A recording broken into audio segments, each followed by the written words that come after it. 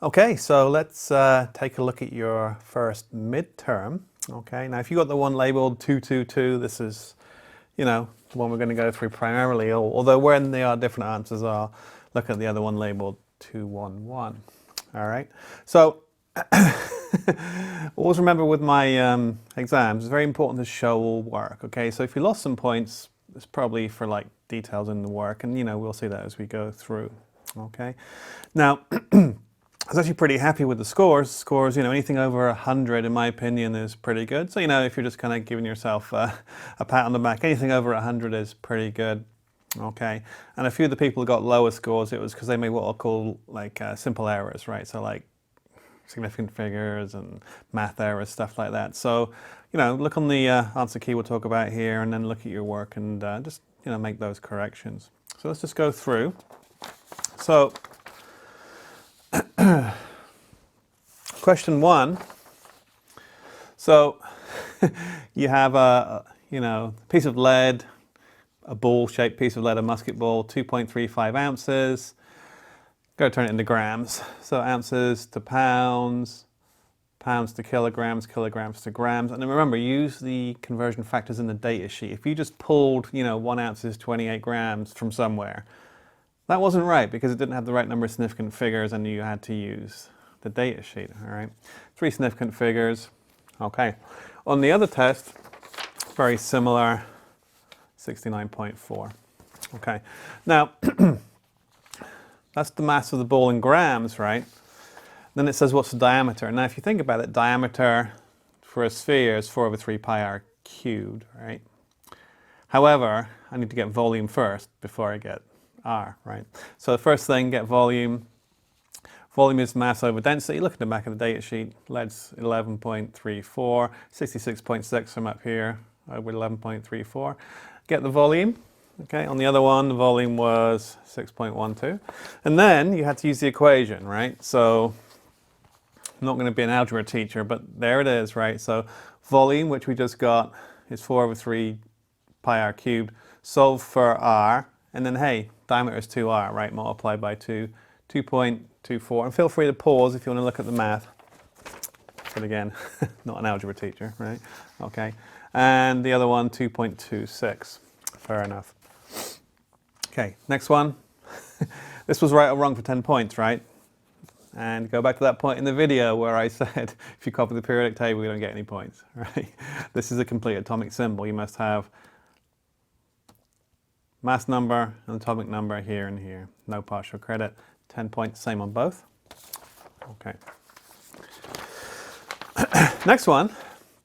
On the whole, very well done, because people obviously picked up on the video, you can't leave charges and formulas. I made a real big fuss about that. Okay, so if you got a lower score on this, it's probably because you put charges in here, which you're not supposed to do. Remember, charges cancel when you make a formula. That's kind of the whole point. Okay, so go back and look at that video if you got points lost here.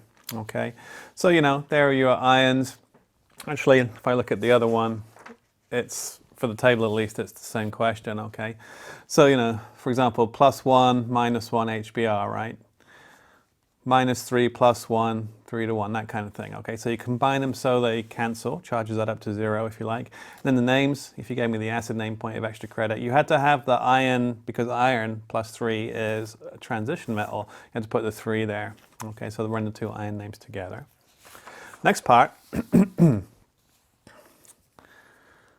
Careful here, right? If you wrote hydrogen peroxide, I know you Googled it. Do not Google, all right? Okay? Hydrogen peroxide is a trivial name or ionic name for that. I asked you for the molecular name, you have to use the molecular scheme, okay? Next midterm and next quiz, I'll start taking bigger deductions, so look for Googling, because I know when you do it, don't do it. Okay, so there they are. CO2, carbon dioxide, dihydrogen dioxide, molecular, sulfur trioxide, phosphorus trichloride, nitrogen dioxide, and Br2, dibromine, not dibromide. Other one, again, same table, but hey, carbon dioxide, dihydrogen dioxide, sulfur dioxide, phosphorus trichloride, nitrogen dioxide, dichlorine. Okay. All right. The balancing was the same on both, so I'll just do it for this one, okay? So yeah, burning of liquid hexane, right? When you balanced it, you got 19/2 here. Now remember, the definition of a balanced chemical equation is the lowest whole number ratio, so you multiply everything through by 2 there. So 2, 19, 12, 14, minus 4 off for a formula, minus 3 off for balancing, minus 2 for a state symbol, right? Okay. That's also a combustion or a combination, for a point. Clue. This one's a neutralization.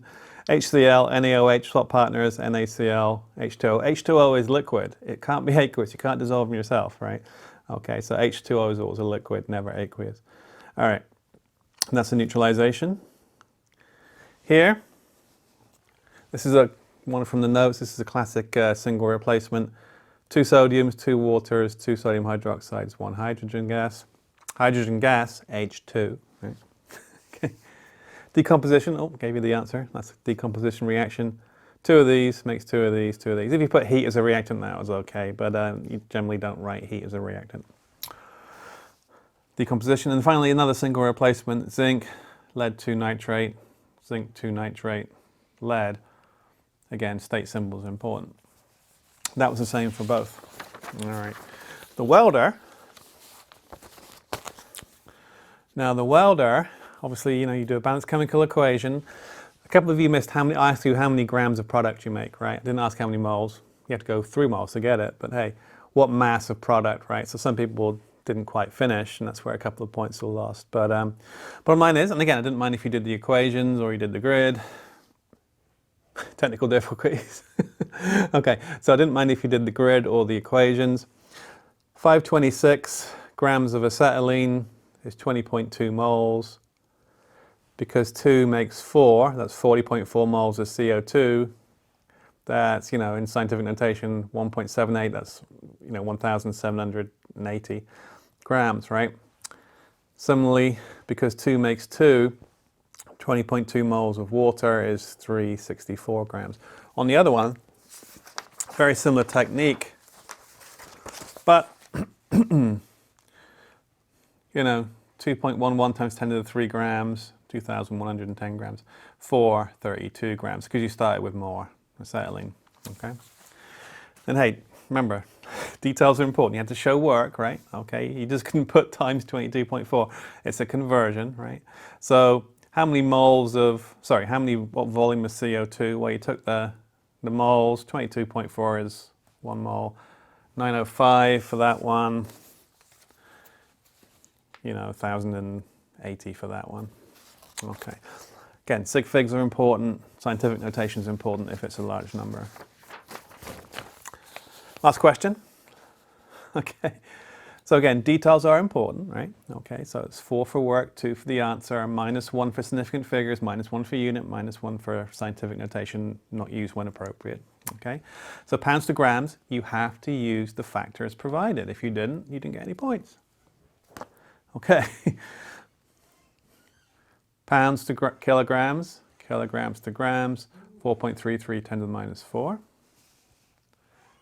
Centimeters to feet, centimeters to inches, inches to feet, 46.65, 4 sig figs, above here with 3, okay. Miles to meters, 3 sig figs, kilometers, meters, 3 sig figs. You should know this one, you got to subtract 273 for Kelvin, right? Kelvin's always the bigger number, so if I'm going to Kelvin, I add 273, 107. Here, careful, in the data sheet, calorie is, if it's a big C, it's kilojoules. If it's a small c, it's joules. So calories to kilojoules, kilojoules to joules. And then 4 significant figures, 5.858 times 10 to the 6 joules. All right. On the other one, very, very similar, just different answers. Let's have a look. 97.5 is 4.42 times 10 to the 4 grams. 1622 centimeters, 53.22 feet. 16.5 miles, 2.65 times 10 to the 4 meters, 97 Kelvin, 6.694 times 10 to the 6 joules. Okay. The fun extra credit had to be a conversation. I kind of put you in the mind of the scientist, right? So if you kind of had a fun conversation detailing the facts, 10 points. If you just kind of detailed a few facts to the correct standard of 5 and 0 if you, didn't do those. All right. So stop there. Remember, now any questions, come to office hour, okay? We'll go through it, all right? Or if you think, you know, if you look at your score and you think, wow, when I look at the answer key, I just gone through here, there's no way I got that score. If you want me to regrade it, I will, but if you get the same score or less when I regrade it, it's a minus 10% because I'm not regrading 72 tests every time, okay? But again, if you're sure, yes, I will regrade it, but be sure, okay? Stop there. See you next time.